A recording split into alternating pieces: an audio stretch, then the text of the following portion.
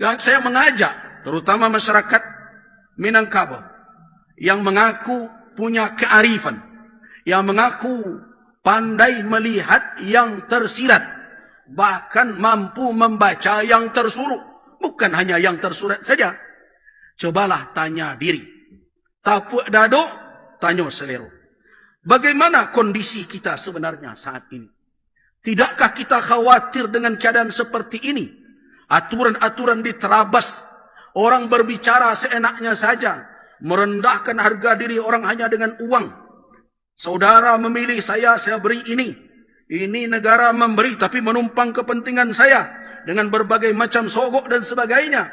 Kemudian ada ancam-ancaman. Kalau tidak terpilih saya akan begini dan macam. Itu semua kalimat-kalimat tidak beretika, tidak bermoral dan tidak berakhlak. Merendahkan harkat dan martabat kita sebagai insan yang telah diberikan 3 alat utama tadi.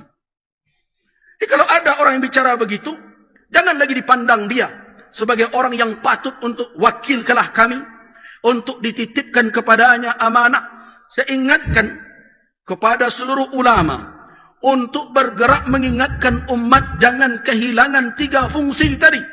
Mata pakai supaya terlihat apa yang hak dan batil.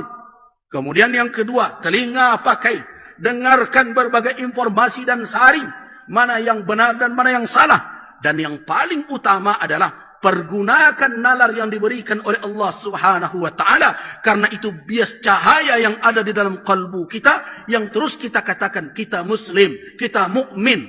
Tetapi ketika dihadapkan dalam perkara kepemimpinan, kita campakkan iman kita. Benarkah itu? Karena itu wahai kaum muslimin, melalui mimbar ini, ukuran utama seseorang patut untuk diberikan amanah adalah ketakutannya kepada Allah. Keadilan dari situ dilihat. Bagaimana cara melihatnya? Lihat bagaimana dia menjalankan kewajibannya kepada Rabbul Alamin. Kalau pemimpin solat saja tidak beres, nantilah berbicara disuruh menjadi imam. Bagaimana kita akan menitipkan amanah manusia kepadanya ketika amanah dari Allah saja tidak dia tunaikan? Fikirkan dengan nalar yang diberikan oleh Allah. Lihat dan dengarkan. Kemudian sandingkan dengan iman yang ada di dalam dada kita. Apakah dia tepat atau tidak menjadi tumpangan. Itu firman Allah dalam surat Taubah ayat 119. Apa kata Allah? Ya ayyuhalladzina amanu taqullah wa kunu ma'as sadiqin. Wahai orang-orang yang beriman, bertakwalah kamu sekalian kepada Allah dan bersamalah dengan orang-orang yang benar. Bersamalah dengan orang-orang yang jujur. Artinya apa? Jangan bersama dengan orang-orang yang berdusta atau dengan orang-orang yang pura-pura benar. Bagi siapa yang pernah mendengarkan kajian tafsir tentang ayat ini terkait dengan orang-orang yang membuat berbagai macam opini dan alasan untuk membenarkan diri mereka. Ini terjadi hari ini. Di masa Rasul ada orang-orang yang membuat berbagai alasan. Kepintaran mereka berhujjah. Kehebatan mereka dengan berbagai macam fasilitas kekuatan. Pembelaan dan sebagainya. Mereka pura-pura benar. Nah karena itu, tugas kita adalah kalau betul bertakwa, jadilah bersama dengan as-sadiqin. Orang-orang yang jujur, orang-orang yang benar.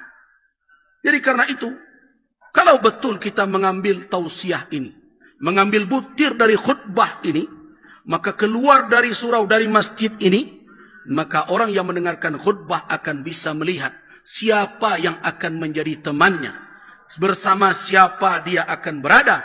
Kuncinya adalah ma'as sadiqin, bersama orang-orang yang benar lagi jujur. Nah, karena itu saya ajak kita semua untuk mencari tahu itu. Jangan hanya kebenaran karena pembelaan. Apalagi kalau kebenaran itu dipaksakan dengan kekuasaan. Sangat menyedihkan. Di negeri yang terus tiap sebentar berbicara tentang demokrasi. Berbicara tentang kebebasan berpendapat. Berbicara tentang nilai-nilai Pancasila dan sebagainya.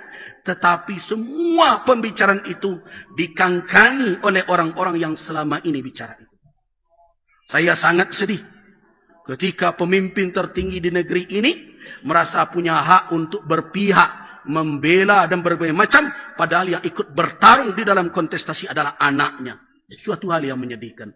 Sekarang kita tahu siapa yang shadiq, siapa yang benar, siapa yang tidak benar.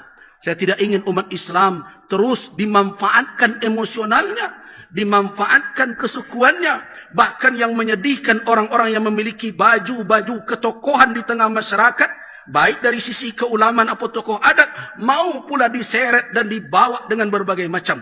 Wahai kaum muslimin, wahai orang-orang yang ditokohkan umat, yang di tangannya ada kewenangan, yang diberikan kehormatan oleh masyarakat, anda semua bertanggung jawab kelak di hadapan Allah, kemana umat ini akan dibawa dan kemana anak kemenakan akan diarahkan. Kalau takut itu, berhentilah berpura-pura, patuhilah seruan Allah, ya ayyuhalladzina amanu taqullaha wa kunu ma'as shadiqin.